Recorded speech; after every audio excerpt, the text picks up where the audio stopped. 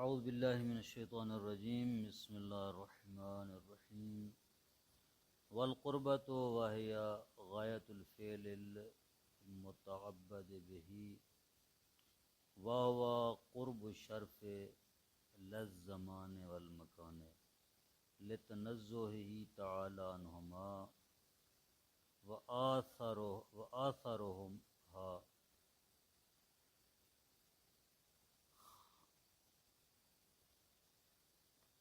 قصد قربت جو ہے وہ واجب ہے، ضروری ہے نیت میں۔ قربت سے کیا مراد ہے؟ کہتے ہیں قربت سے مراد ہے یا غایت الفعل المتعبد به،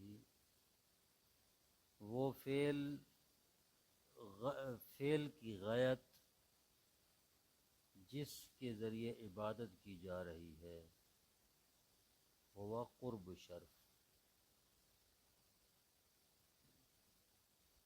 یعنی قربت کیا ہے؟ قربت اس فعل کی غایت ہے جس فعل کے ذریعے عبادت کی جا رہی ہے۔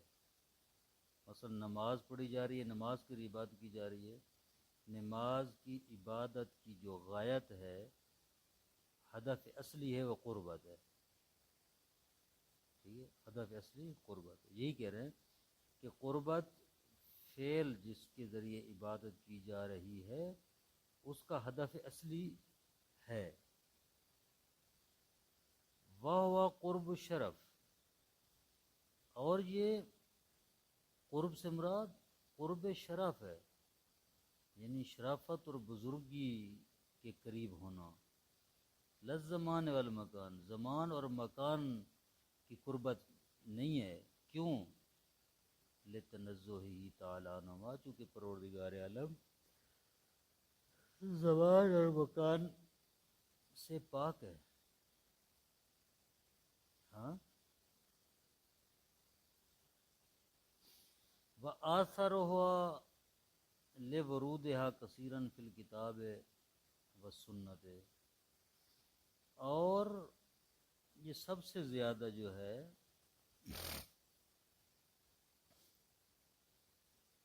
اثر رکھنے والی، تاثیر گزار ہے۔ ٹھیک ہے، کیوں؟ اس لیے کہ کتاب اور سنت میں کثیر مقامات پر یہ قربت کا لفظ استعمال ہوا ہے۔ ٹھیک ہے،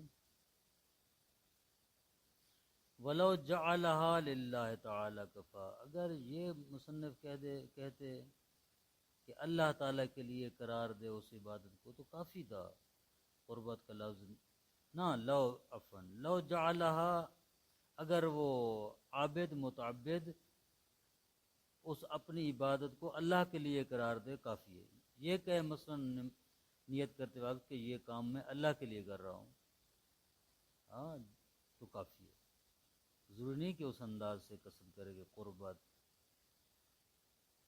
کا بالخصوص قصد ہو، بس اتنا اس کا ارادہ ہو کہ یہ کام اللہ کے لیے کر رہا ہوں، کافی ہے۔ وقت تلخص من ذلك، اس کو خلاصہ، ان المعتبر فی النیت ان یحضر ببالہ مثلا صلاة الظہر الواجبۃ المؤدۃ ویقصد فعلها للہ تعالی، ھذا امر سہل۔ خلاصہ یہ ہے کہ نیت میں ضروری ہے کہ وہ اپنے ذہن میں حاضر کرے، بال ذہن، اپنے ذہن میں حاضر کرے، مثلا کہ نماز ظہر پڑھ رہا ہوں، واجب پڑھ رہا ہوں، ادا پڑھ رہا ہوں، اور اس کو انجام دینے کا قصد اللہ تعالیٰ کے لیے کرے کہ یہ اللہ تعالیٰ کے لیے انجام دے رہا ہوں، کافی ہے۔ ھذا امر سہل، یہ آسان معاملہ ہے۔ وتکلیف یسیر، بہت ہی کم تکلیف ہے۔ قل ان ينفك عن ذہن المکلف عند ارادۃ الصلاۃ، بہت ہی قلیل ہے، کم ہے کہ مکلف یعنی انسان کے ذہن سے جدا ہو جائے جب نماز کا ارادہ کرے۔ جب نماز کا ارادہ کرتا ہے تو اکثر اوقات یہی ارادہ ہوتا ہے کہ میں فلاں نماز پڑھ رہا ہوں، واجب پڑھ رہا ہوں، ادا پڑھ رہا ہوں، اللہ کے لیے پڑھ رہا ہوں۔ بہت کم ہے کہ انسان کے ذہن سے یہ چیز جدا ہو جائے، نہیں ہوتی۔ وَقَضَى غَيْرُهَا وَتَجَشُّمُهَا، اور اسی طرح اس کے علاوہ، قربت کے علاوہ جو باقی معاملات ہیں، نماز کا ادا، قضا وغیرہ، وہ بھی ایسے ہی ہیں، وہ بھی انسان کے ذہن سے جدا نہیں ہوتے. ہاں، قربت کے علاوہ جو باقی کام ہیں وہ نہیں ہوتے. قضا غیرها وتجشمها زیادۃ علی ذلک وسواس الشیطان، اور اس سے زیادہ انسان کا تکلیف اٹھانا، تجشم یعنی مشقت، اس سے زیادہ مشقت میں ڈالنا اپنے آپ کو، وسواس شیطانی، یہ شیطانی وسوسہ ہے. ہاں، اور بعض بندوں کو دیکھتے ہیں آپ کہ وہ کھڑے ہوتے ہیں مثلا اللہ اللہ اللہ اللہ، ان کی نیت نہیں ہو پا رہی ہے.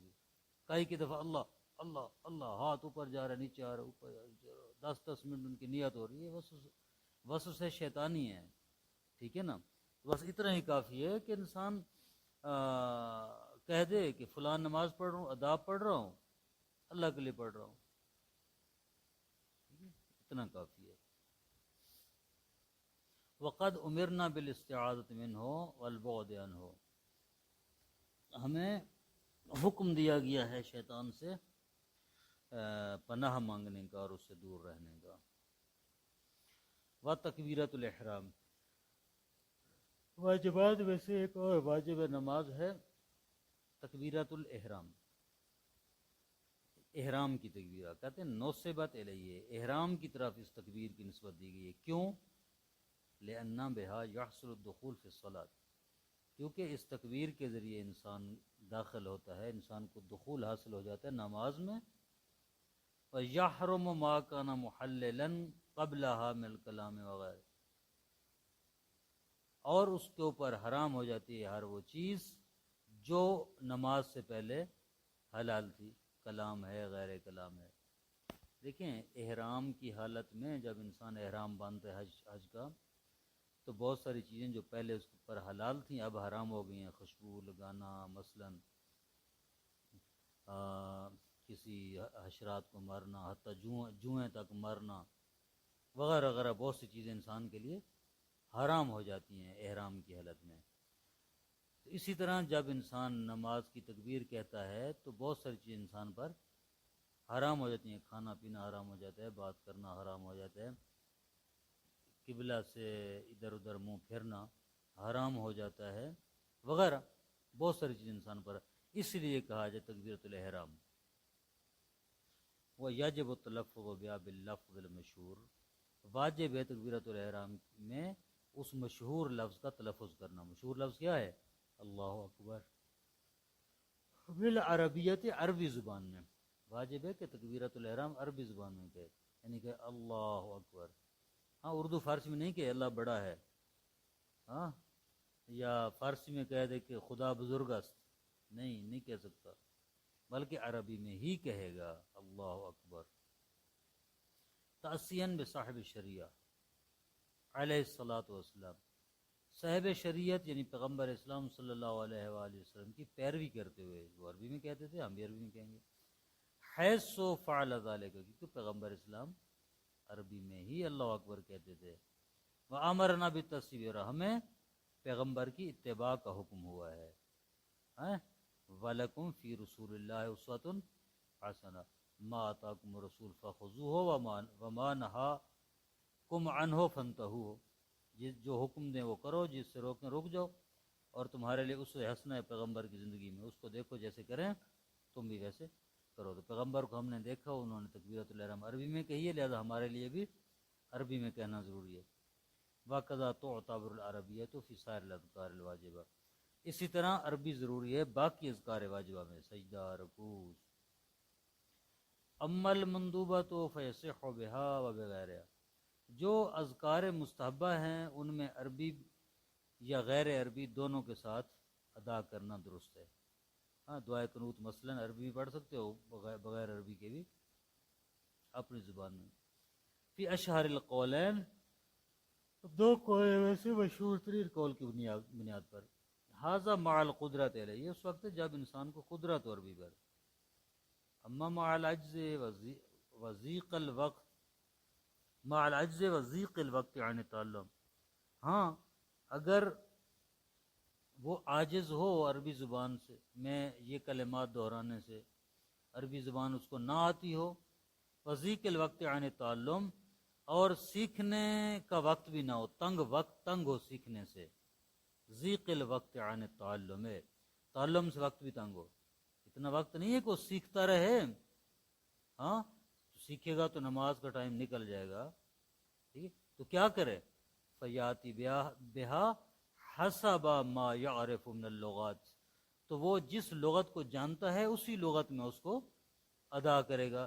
اس کو فارسی آتی ہے، عربی آتی ہے، اردو آتی ہے، جو بھی آتی ہے اسی زبان میں اس کو ادا کرے گا، اس کے لیے کفایت کرے گا. وَإِن تَعَدَّدَ تَخَيَّرَ مُرَاعِيًا مَا اشْتَمَلَتْ عَلَيْهِ مِنَ الْمَعْنَى. اگر بہت سی زبانیں جانتا ہے، ان تعدد یعنی ان تعددت اللغات، زیادہ زبانوں کو جانتا ہے، تو اب کون سی زبان کو اختیار کرے گا؟ کہتے ہیں تخیر، اس کو اختیار حاصل ہے، جس زبان کو مرضی اختیار کرے. مراعین مشتملت علیہ من المنع، البتہ وہ رعایت کرتے ہوئے اس معنی کی کہ وہ لغت زیادہ سے زیادہ اس معنی پر مشتمل ہے، یعنی جو لغت عربی والے معنی کو زیادہ پہنچا رہی ہے اسی لغت کو اپنائے گا. وَمِنْهُ الْأَفْضَلِيَّةُ، اور اسی سے افضلیت بھی ہے. ہاں افضل بھی وہی ہے، یعنی اگر عربی کا جملہ مثال کے طور پر صیغہ تفضیل کے اوپر، اس میں تفضیل پر مشتمل ہے، اللہ اکبر اکبر تفضیل ہے، تو ایسی زبان اور ایسا صیغہ استعمال کرے کہ جو افضلیت والا معنی پہنچائے، فضیلت والا معنی پہنچائے. اور تاجب المقارنہ تو کافی ہے، لنیتیں کافی. ہاں صلی اللہ علی محمد وآلہ وسلم.